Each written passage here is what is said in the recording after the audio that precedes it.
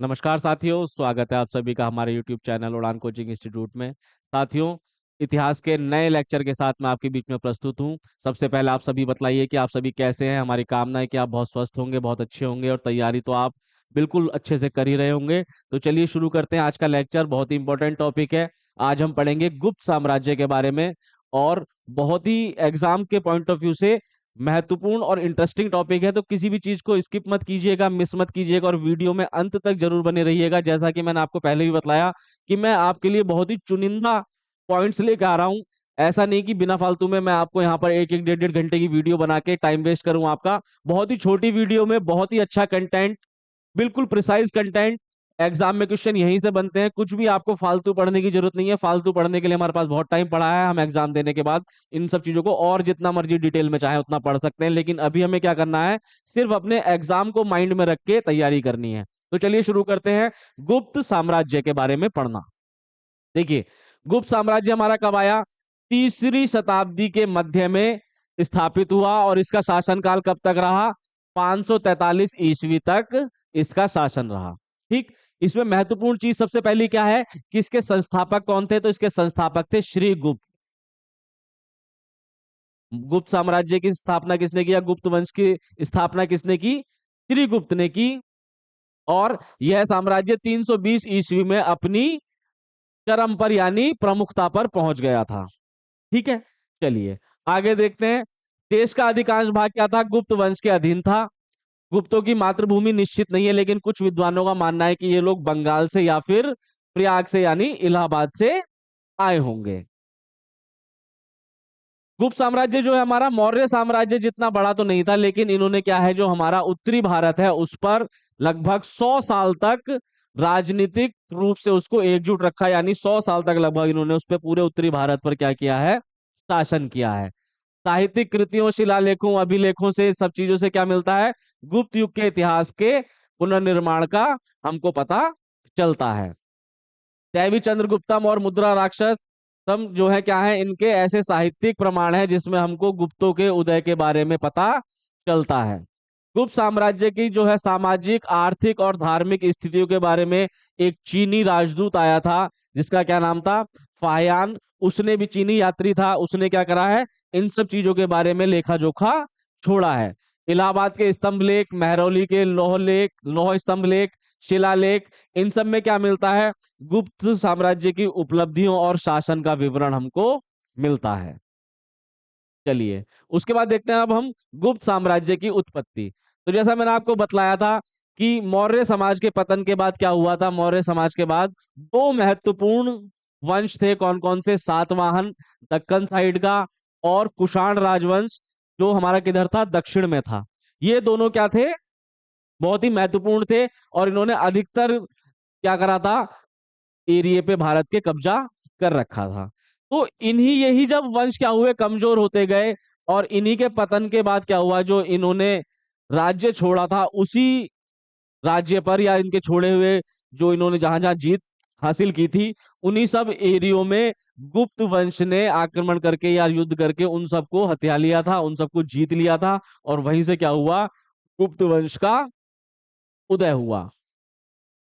230 ईस्वी के आसपास उत्तर भारत में कुषाणों का शासन समाप्त हो गया और मुरुंडा, जिन्हें कुषाणों का रिश्तेदार माना गया है, ने मध्य भारत के एक अच्छे हिस्से पर अधिकार कर लिया। मुरुंडों का शासन केवल कब तक रहा? 25 वर्ष तक रहा। 275 ईस्वी के आसपास कुषाण साम्राज्य के खंडरों पर क्या हुआ?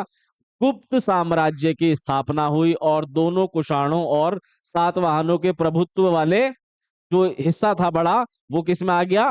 गुप्त शासन के अंतर्गत आ गया। गुप्त साम्राज्य के भौतिक लाभ। तो अब देखिए, जो हमारा ये उत्तर भारत वाला एरिया है, यहाँ पर जिस भी राजा ने, मगध हुआ हो, मौर्य साम्राज्य हुआ हो, इन सबको क्या फायदा मिलता है कि ये तो ये उपजाऊ बहुत है। दूसरा, इधर क्या है, बहुत सारी हमको खाने मिल जाती हैं जहां से लोहा प्राप्त किया जाता था। तो इसी, ये सब चीजें क्या थी? गुप्त साम्राज्य ने भी इसका पूरा फायदा लिया। मध्य प्रदेश की उपजाऊ भूमि जो बिहार और उत्तर प्रदेश को कवर करती थी, उनके संचालन में आ गई। उसके बाद दक्षिण बिहार के और मध्य भारत के जो लौह अयस्क के भंडार थे, वो उनके कंट्रोल में आ गए।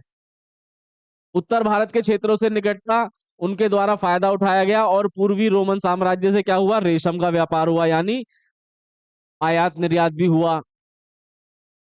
गुप्त साम्राज्य में मूल रूप से उत्तर प्रदेश और बिहार शामिल थे। हालांकि उत्तर प्रदेश प्रयाग में सत्ता के केंद्र के साथ उनका संचालन स्थान प्रतीत होता है। तो मैंने आपको बताया था कि कुछ विद्वान ऐसा भी मानते हैं कि जो प्रयाग है हमारा, इलाहाबाद है, गुप्त जो आए थे वो यहीं से आए थे। कुछ ऐसा मानते हैं कि वो बंगाल से आए थे।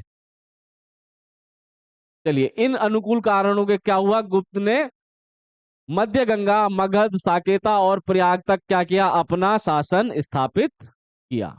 अब जो इसमें महत्वपूर्ण चीज है पढ़ने वाली, वो क्या है, जो गुप्त साम्राज्य के कुछ प्रमुख शासक हुए हैं उनके बारे में महत्वपूर्ण महत्वपूर्ण बातें पढ़ना जरूरी है। तो सबसे पहले कौन हुए, श्रीगुप्त, जो क्या थे, संस्थापक थे।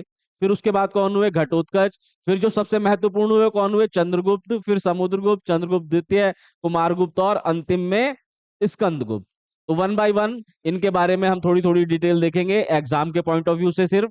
चलिए, तो सबसे पहले कौन है, श्रीगुप्त। इन्होंने क्या किया, गुप्त वंश की स्थापना की, और इलाहाबाद स्तंभ शिलालेखों में उन्हें क्या कहा है, महाराजा के रूप में वर्णित किया गया है।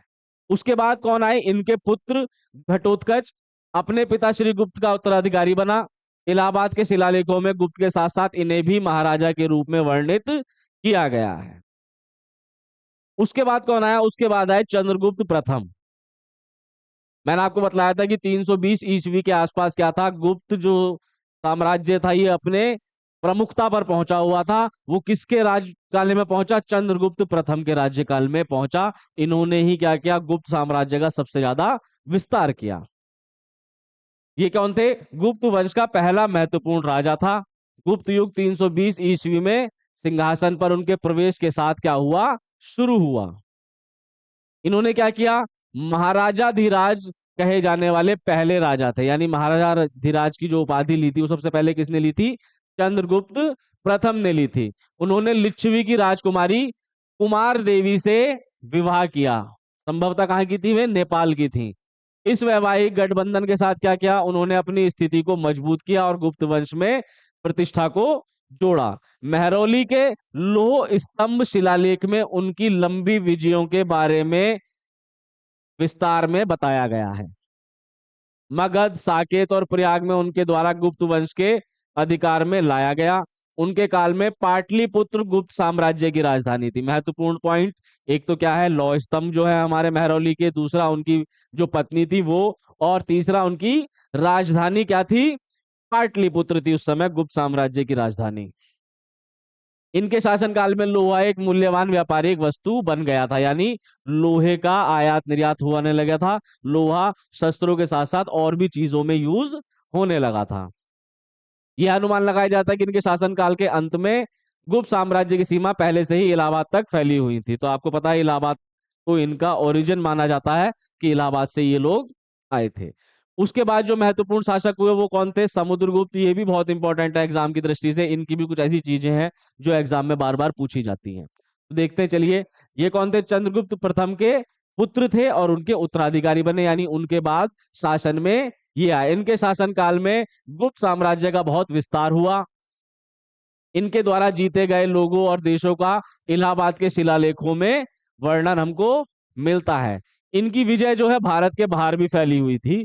चीनी सूत्रों के हिसाब से क्या है कि जो श्रीलंका का शासक था मेघवर्मन, उसने क्या किया था, उसने समुद्रगुप्त से अनुमति ली थी। अनुमति लेने के लिए मिशनरी को भेजा था, किसके लिए, एक बौद्ध मंदिर बनाने के लिए। यानी जो श्रीलंका का शासक था मेघवर्मन, उसने क्या किया था, उसको एक बौद्ध मंदिर बनवाना था इंडिया में। तो उसने किससे परमिशन ली, समुद्रगुप्त से परमिशन ली, और एक मिशनरी को उसने यहाँ पर भेजा। इससे क्या पता चलता है हमको कि इस जो हमारे समुद्रगुप्त शासक थे इनका भारत से बाहर भी क्या था, प्रभाव था, और इनकी विजय भारत से बाहर भी फैली हुई थी। ये क्या है, हिंसा और विजय की नीति में विश्वास करते थे। यानी इन्होंने बहुत ज्यादा आक्रमण किए, बहुत ज्यादा युद्ध किए, जिसकी वजह से क्या कहा गया, इनको भारत का नेपोलियन भी कहा गया। तो ये बहुत ही महत्वपूर्ण पॉइंट है कि भारत का नेपोलियन किसको कहा गया है, समुद्रगुप्त को कहा गया है। और किसने कहा है, वी ए स्मिथ ने। V.A. स्मिथ ने उनकी बहादुरी और सेनापतित्व के लिए इनको क्या कहा है? भारत का नेपोलियन कहा है। ये एग्जाम में क्वेश्चन आया हुआ है कई बार। दूसरा यहां से क्या क्वेश्चन बनता है कि जो समुद्रगुप्त थे वो क्या थे? वो बहुत ही संगीत प्रेमी थे। ऐसा अनुमान कैसे लगाया गया कि उनके सिक्कों पर क्या मिलता है? वीणा वादन करते हुए दिखाया गया है। यानी उस समय के जो सिक्के छपते थे उस पे समुद्रगुप्त क्या कर रहे थे? वीणा वादन करते हुए समुद्रगुप्त की तस्वीर मिलती है उन सिक्कों पर, जिससे क्या अंदाजा लगाया गया कि समुद्रगुप्त क्या थे? संगीत प्रेमी थे। तो क्वेश्चन क्या बनता है हमारा? वीणा वादन करते हुए सिक्कों पर निम्नलिखित में से कौन से शासक को दर्शाया गया है? तो कौन थे वो? समुद्रगुप्त। समुद्रगुप्त थे। उनके पुत्र कौन थे? रामगुप्त, चंद्रगुप्त के बड़े भाई। वो शासन पे बैठे, लेकिन क्या हुआ? उसने शक शासक ध्रुव देवी के सामने आत्मसमर्पण कर दिया।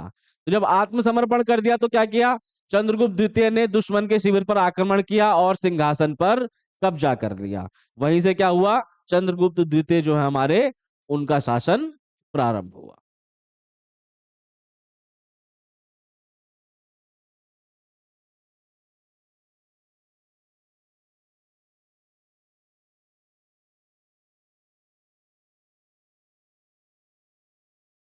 तो समुद्रगुप्त के बाद जो हमारे महत्वपूर्ण शासक आए वो कौन थे? चंद्रगुप्त द्वितीय। ठीक है, तो इनके बारे में थोड़ी सी डिटेल देखते हैं। देवी चंद्रगुप्तम के अनुसार जो हमारे अगले शासक आए वो कौन थे? रामगुप्त थे। रामगुप्त शासन की गद्दी पर बैठे। ये कौन थे? ये चंद्रगुप्त द्वितीय के बड़े भाई थे। लेकिन इन्होंने क्या किया? इन्होंने शक शासक ध्रुव देवी के आगे क्या करा? आत्मसमर्पण कर दिया लड़ाई में। तो जब आत्मसमर्पण कर दिया उसके बाद क्या हुआ? जो चंद्रगुप्त द्वितीय थे उन्होंने दुश्मन के शिविर पर आक्रमण किया और सिंहासन पर कब्जा कर लिया। उन्होंने वैवाहिक गठबंधन के माध्यम से अपनी राजनीतिक शक्ति को मजबूत किया।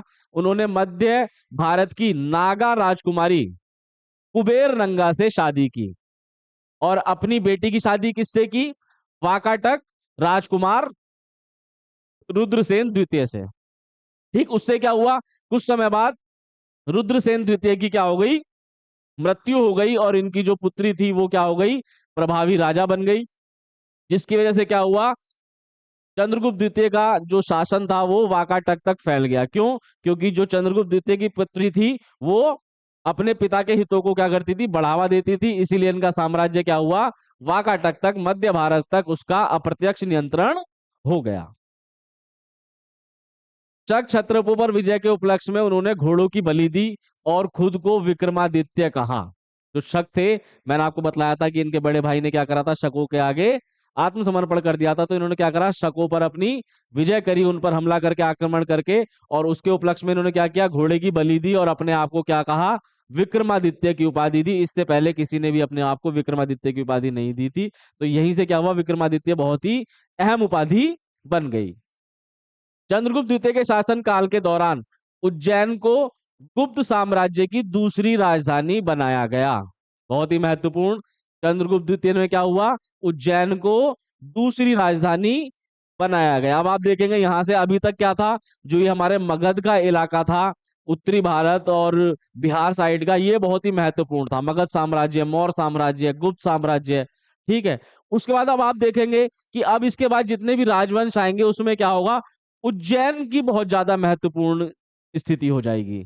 यानी उज्जैन को सबसे ज्यादा बढ़ावा मिलेगा। अधिकतर लोग उज्जैन की तरफ मूव करेंगे, यानी उज्जैन को अपनी राजधानी बनाना चाहेंगे। तो सबसे बाद क्या हुआ? चंद्रगुप्त द्वितीय के शासनकाल में उज्जैन को गुप्त साम्राज्य की दूसरी राजधानी बना दिया गया। महत्वपूर्ण पॉइंट है। महरौली लौह स्तंभ शिलालेख भारत के उत्तर पश्चिम भाग पर अपने अधिकार का दावा करता है। महरौली स्तंभ, लौह स्तंभ लेख में क्या है? उत्तर पश्चिम भाग पर भी गुप्तों का शासन था, उसका दावा, ये मतलब उसकी डिटेल हमको कहाँ मिलती है? महरौली लौह स्तंभ लेख में मिलती है।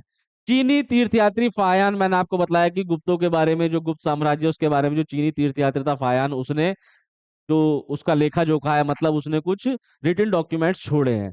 तो किसके शासन काल में आया था? चंद्रगुप्त द्वितीय के शासन काल में आया था।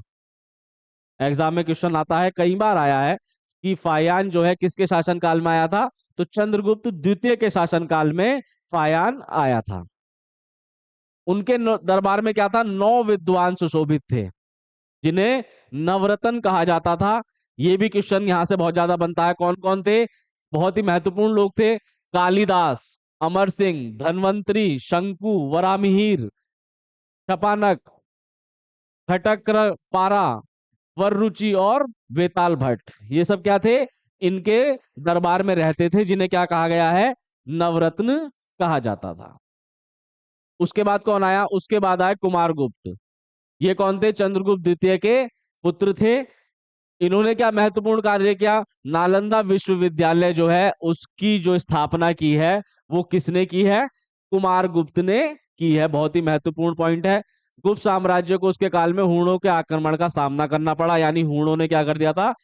कुमारगुप्त के समय पर आक्रमण किया है, ये भी महत्वपूर्ण पॉइंट है। लेकिन कुमारगुप्त ने तो हूणों पर क्या कर दिया था? उनके आक्रमण का जवाब दे दिया था। लेकिन जो बाद में कुमारगुप्त के वंशज हुए वो लोग कमजोर पड़ गए और वो क्या हुए?